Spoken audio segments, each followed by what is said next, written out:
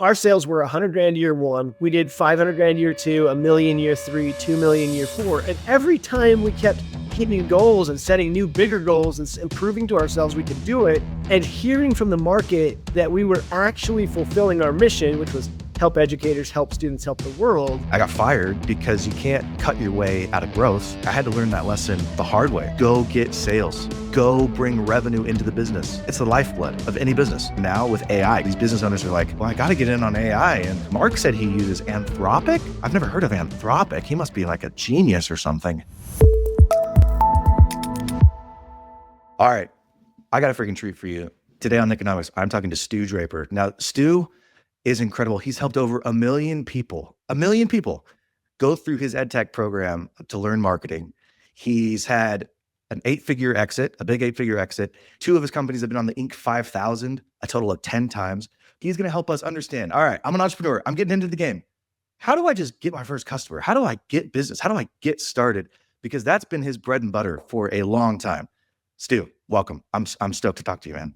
Nick, thank you so much for having me. You are doing so much good for founders with Nikonomics. And if I can help founders, like that's a big part of my goal. I have a goal to help over 1,000 people become millionaires.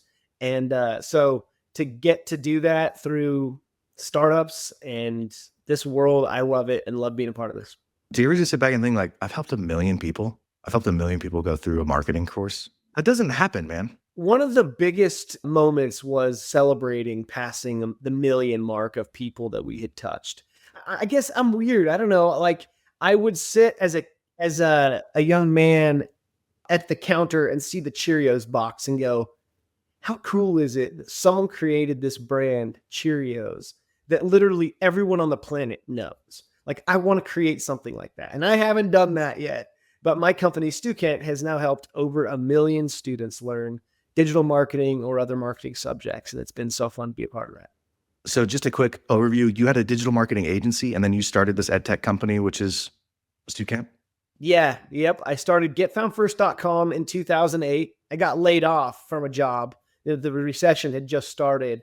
But all these small businesses were looking for help with their digital marketing at the time. Most of them hadn't started digital marketing and needed to get going. So it was a great time for me, a hard time for the world, but a great time for me to start getfoundfirst.com. I grew that from late 2008 to 2015 when I sold it. By then I had already started my other business, Stukent.com, that I ran from 2013 to 2024 as the CEO.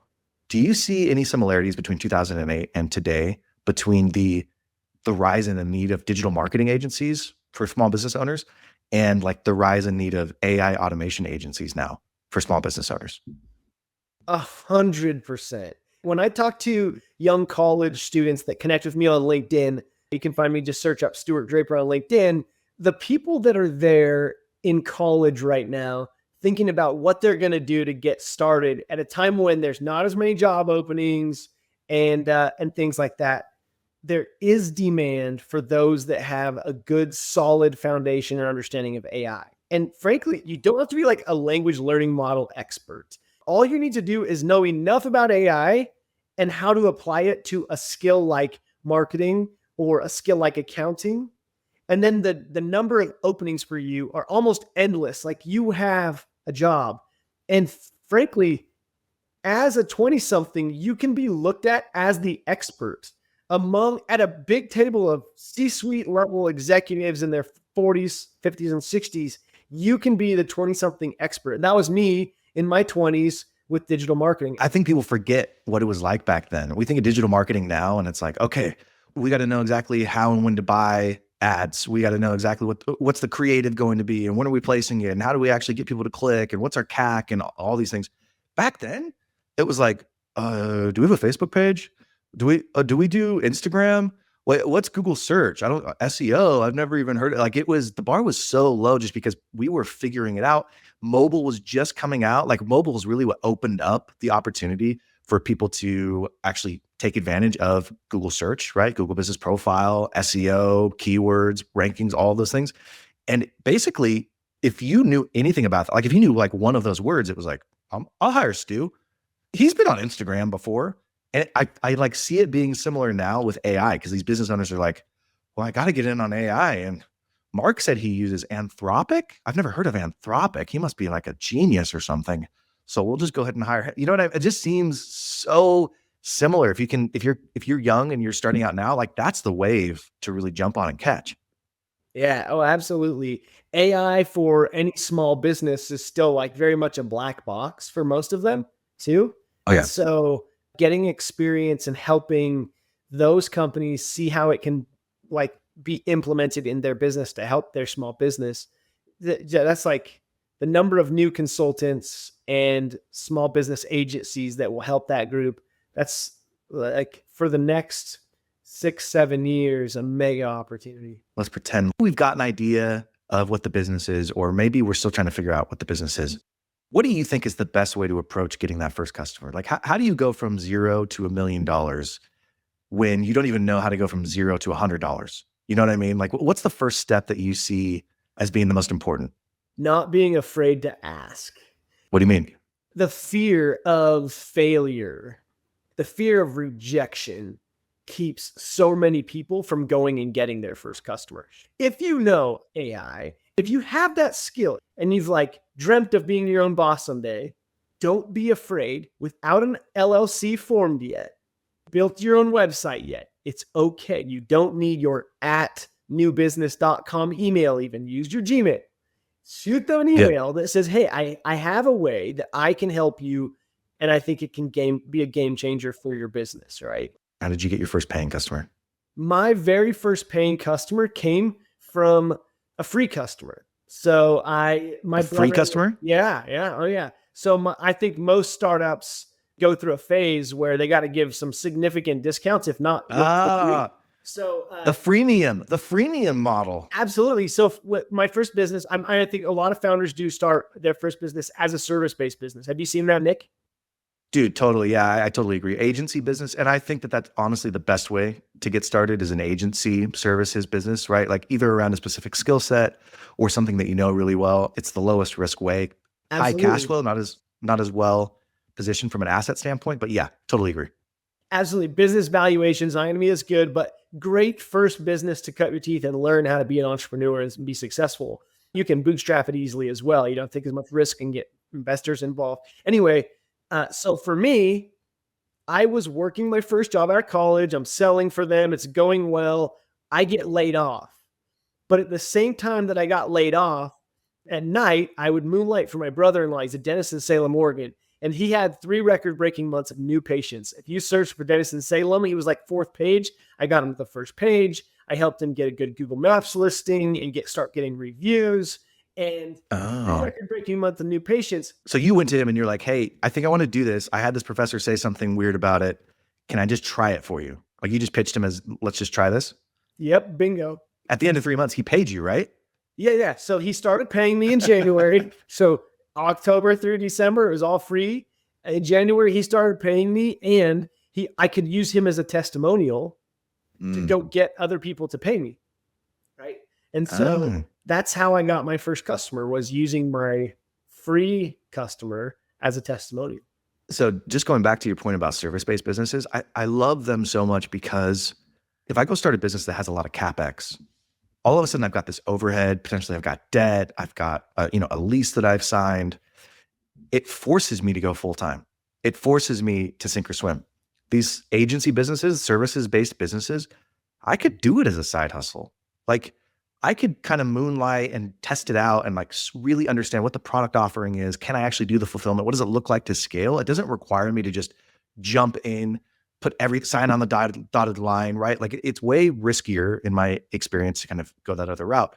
It sounds like that's what you did. I don't know if you were doing something else at the same time, but you got a couple months of experience and then you could actually go and say, all right, I know how to do this. I've nailed it. Let's go and scale it. Yeah, no, that's exactly right. That's how I did it. And I think that the idea of trading your skills and expertise for hours and those hours for dollars, it's like a job. Service-based businesses, you're working yourself into a job, and then you have to find a way to hire people and like work yourself back out of that job into a leadership and ownership role instead of like doing the day-to-day grind work. I never really figured that out while I was in the service-based Really? space. space. No, not very well. So I sold that business when I had a successful product-based business that was 2 years old. And I waited till it was 2 years old because I wanted to make sure it was going to work before I gave up the other thing that What buttered. was the product-based business? So that's Stukent, my EdTech company. Okay. We did simternships and simulations. We call them simternships. Simternships? Yeah, simulated internships. Dude, I love how all in you went on the terminology. I don't know how else to say this, but the best companies are cult-like. They have their own language, like their own shared language around things, and people are bought in and really have a shared ethos. So yeah. Can I share a cult story? Hey, we're both LDS, dude. Like it was like, of course we could talk cults. No, this is not church related, I promise. Although I am a firm believer that God has guided and directed everything in my career. From a cult perspective, as it relates to businesses, in 2019, so we were now like a 6-year-old business. We had quote unquote made it by now. We felt like when we had over 100 professors pay to come to West Yellowstone, Montana to be at our first ever user conference, right? We called it ProfCon. And at ProfCon, people are like coming up and hugging me to thank me for what I've built for them. That meant the world to me. I was like walking out of this event going, why didn't I do this 2 years ago? I needed those hugs 2 years ago, right? But on stage, I had given my team a vision that was this. What Under Armour was to Nike and Adidas, that's what Stukent will be to Pearson and McGraw-Hill. And I had shared that internally within the organization for like 3 years, okay? And I can dive into why I came up with that later if you'd like. But at the conference, I shared that vision with the professors in the audience. I said, I believe that someday what Under Armour was to Nike and Adidas, that's what Stukent will become to Pearson and McGraw-Hill. And in the back of the room, one of the professors was doodling while I was speaking from Oklahoma State University. And Jerry, he finished his little doodle and he just left it on the table. And his colleague sitting next to him, Kinda, she looks over and she's like snickering and laughing. And she's like, Jerry, you have to show this to Stu after. So they walk up to me after and they show me this doodle. Okay, on the doodle is a fish that says Stukent written out inside the fish. And then there's 3 little fish being about to be chomped by the Stukent fish. And it's McGraw-Hill. There's 3 little fish and one says Mick in it, one says Graw, and one says Hill. Okay, like 3 weeks later, I got a t-shirt in the mail from my customer that had Stukent fish eating McGraw-Hill. My customers were that on board with my vision that we could change the EdTech world. That was a huge aha moment for me. It was obviously like a measuring stick of success and brand power, but really what it did to me was it told me like, you have to not only give, as the CEO, if you're going to grow a scalable business, you have to give your team a vision of what's possible. And then you have to go give your customers a similar vision. That is ultra powerful. And so I do wish still today, that instead of starting ProfCon after year 6, I'd started it after year 3 or 4. We didn't make a lot of money at the conference, but the long-term brand power, so worth it.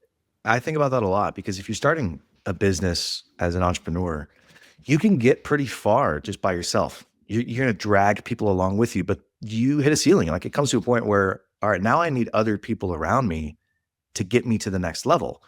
And to your point, in order to get to the next level, when you have those people around you, you've got to give them a vision and you've got to give them shared language. And typically shared language is created in this sort of exercise that we do around what are our core values? What's our mission statement? What's our vision statement, right? But if you don't have that shared language, you're going to stay at that ceiling because you as the founder, you can't be in every meeting. You can't talk to every new hire. As you expand past 30, 40, 50 employees, you just don't have enough time to do it. And the only way that you can scale what you've started is to have shared language. Oh, and absolutely. like, hey man, our internships have to be, really spot on. It's like, I don't know what that means, but everybody I'm sure in your organization knew what a internship was. And I'm sure there was lots of other sayings like that. But if you're going to grow, you have to have that shared language. And many times, obviously, you see that in cults, but you also see that in these businesses where like people believe, they buy into you, they buy into Stu. They're like, no, we're going to eat McGraw-Hill.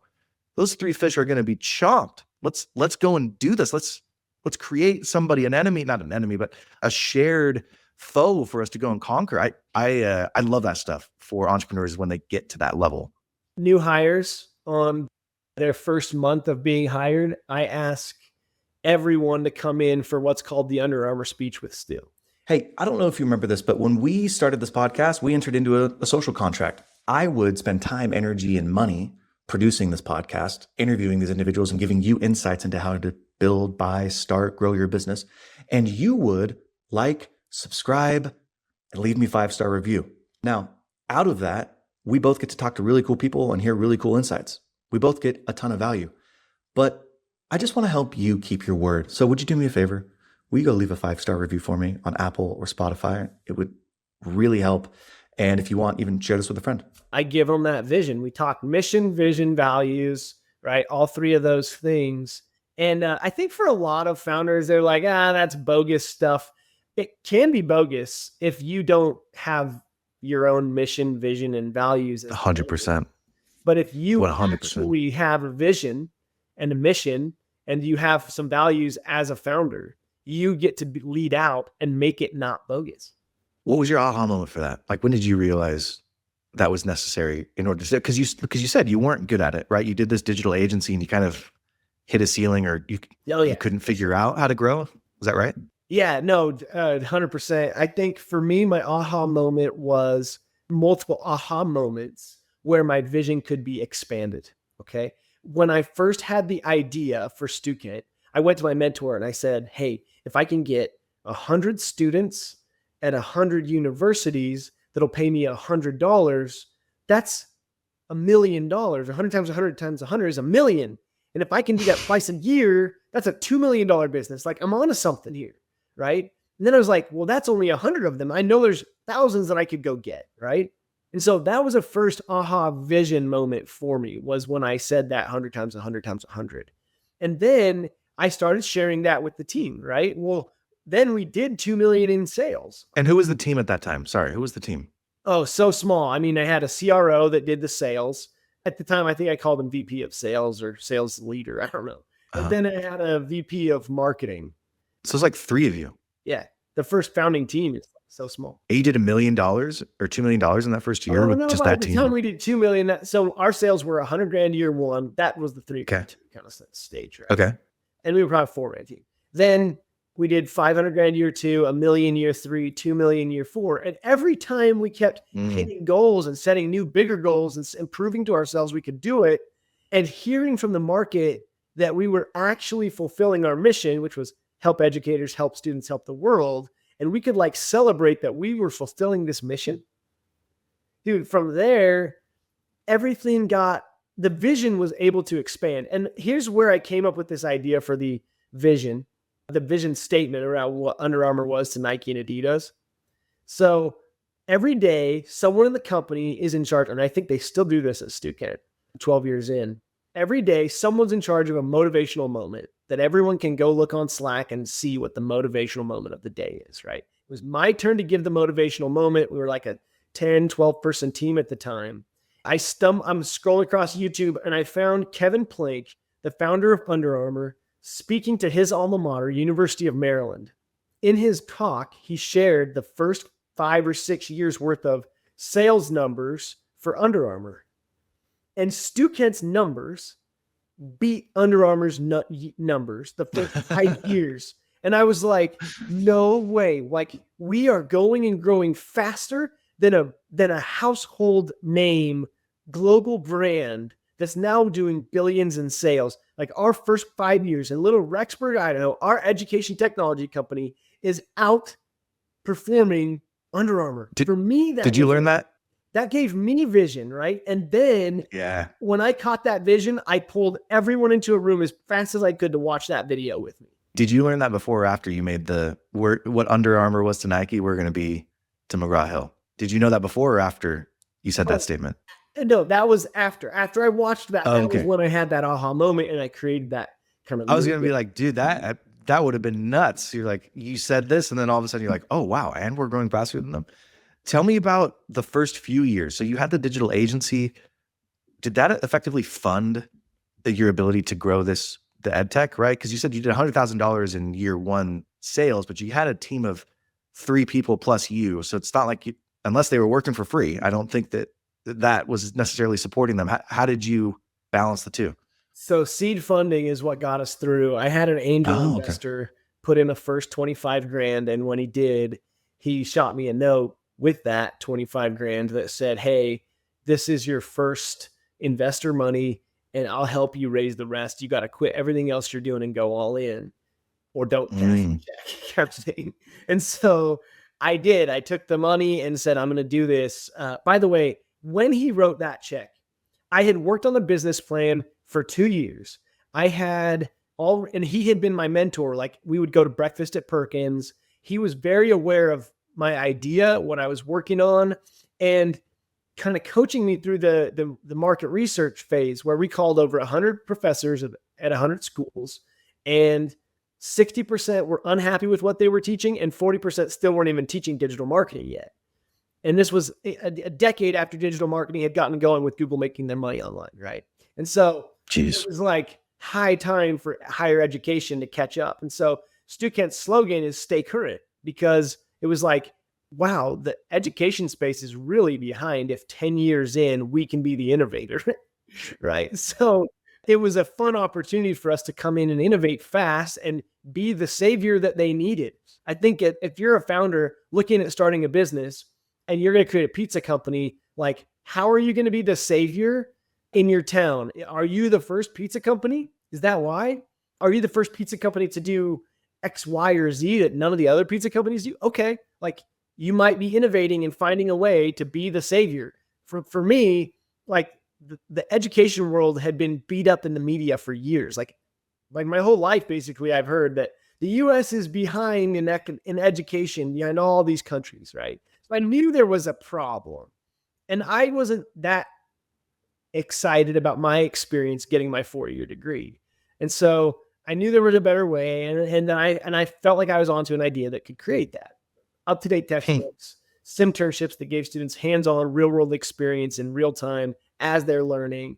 And so that's what we did. And I think you've got to ask yourself if you're doing that. For me, once we did that, everything worked itself out. The product market fit was there. We found a way to win. When I talk to founders, I always say that agency businesses, like we talked about, services businesses are the best way to go. Because, hey, if you're an engineer, cool. Now you have an engineering consulting agency. Or if you're a CPA, oh, I just started my own CPA business. But what it allows you to do is get into entrepreneurship. You just start understanding, what is a P&L? How do I manage cash as it comes in? And how do I manage cash as it goes out?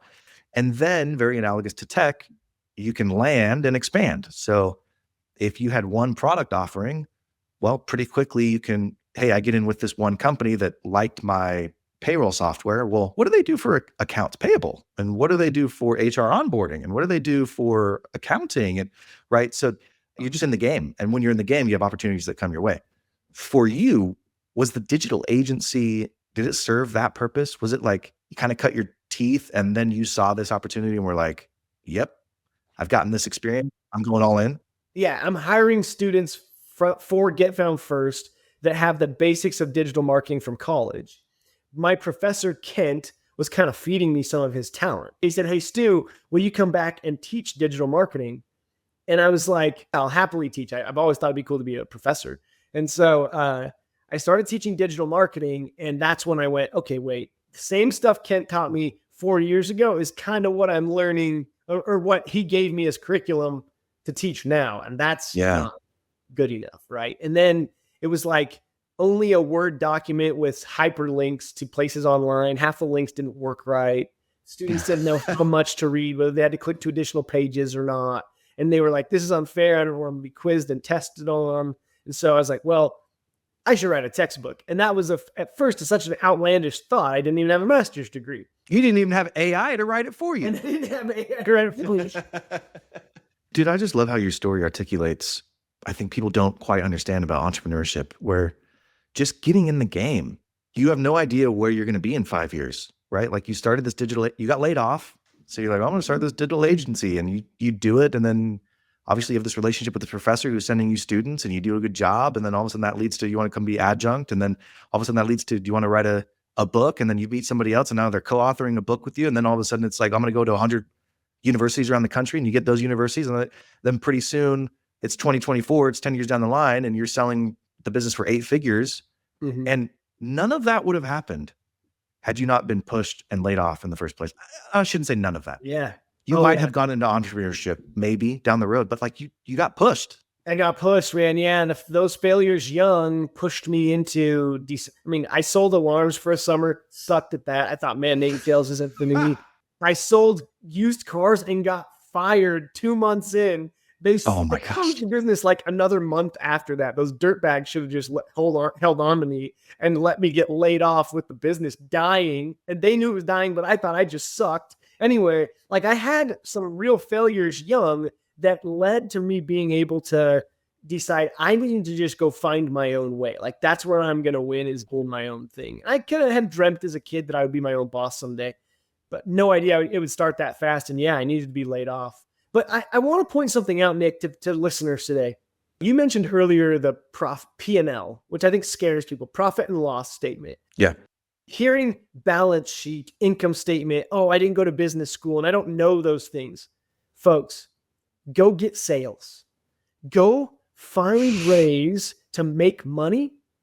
And if you can make money, you can hire all the help you need. I was running an 8-figure, very successful, high-growth business that had been on the Inc. 5000 list 7 times when I finally stepped down as CEO, or 6 times, I guess, going on into its 7th time. And I didn't read the P&L that closely. I didn't study the income statement or balance sheet that closely because I had hired a very good CFO that I gave equity in the business. He's still running as CFO today, loving his job and the work that he gets to keep doing after me leaving. It's amazing. And it's so cool that he gets to do what he's good at, and I got to do what I was good at. I was really good at the marketing, really good at the sales. And if you figure those 2 things out, you can solve everything else. You can hire more talent to fix your products and services. I learned that lesson early on. My first job that I got fired from, I did really good. I was an operator, and I got into a position where they needed marketing and sales, and I didn't know the first thing about it. And I was like, well, I'm just going to look in the spreadsheets for some more operational efficiencies. I got fired because you can't cut your way out of growth. And I had to learn that lesson the hard way. It's so true. Go get sales. Go bring revenue into the business. It's the lifeblood of any business. 100%. We only have so much time. I want to share another thought or two. Are you cool? Yes, do it. Dude, Yeah, of course. I caught this quote yesterday, and it was like such a aha moment for me. John F. Kennedy is known for saying, change is the law of life. And those who look only to the past or present are certain to miss the future. Like, you guys, I got to ride that digital marketing wave. It was such a wave, and there's still opportunity to go help people and be a digital marketer, and it can be fun and exciting. If you're going to do it, learn it from the perspective of someone that knows how to utilize AI to win with digital marketing. Get into the game of AI at some level, or find the other things changing in this world where you can become the expert younger, and it will turn decades into days for your career. Dude, that's such good advice. Yeah, I appreciate you giving me a platform, Nick, to share it. Cause I read that and I'm like, yeah, I'm so grateful that I learned young how to change, how that change is the law of life, and it's always going to keep happening. And frankly, after you sell a business, you still have to keep changing and evolving and decide what's next for you in life. All right, let me ask you this last question. If you were starting over today, knowing what you know now, and all the businesses, all the opportunities that are out there right now, what are some of your favorite opportunities that you see in the space? Oh, man. I mean, obviously AI being one of them. I think that there is a ton of opportunity in the service-based businesses, the Main Street folks that haven't learned how to advance via digital, advance via social, improve processes via AI. I think that if I was going to start a service-based business tomorrow, I'd be First, going and learning more because I don't know enough. But I know that that stuff is going to change. The companies that figure that out are going to leave the other companies in the dust. So I love that. yeah. It's true. Yeah. Yeah. All right. Stu Draper, this has been an incredible conversation. Where's the best place for people to come find you? Oh, come personally meet me. I'll give you a big hug and cheer you on as a founder. If you come to one of my Startups with Stu retreats, you can go to startupswithstu.com and learn more about the retreats in person that I host. You can find my podcast there on Spotify. Bring that, Mick. Thanks for giving me some time today. Start your businesses and go succeed, guys. I love it. All right. Hopefully you liked that episode. And if you've made it this far, you're either really committed or you're stuck doing yard work and you can't actually skip on your phone. So while I have you, the show is growing, but I have a favor to ask of you. Will you please help me grow the show? I want to reach more people. There's a couple things that you can do. Like and subscribe is the simplest thing. Obviously, you want to get notifications for when the next episode is coming out. But if you go the next step, will you leave me a review? 5-star on Spotify or Apple.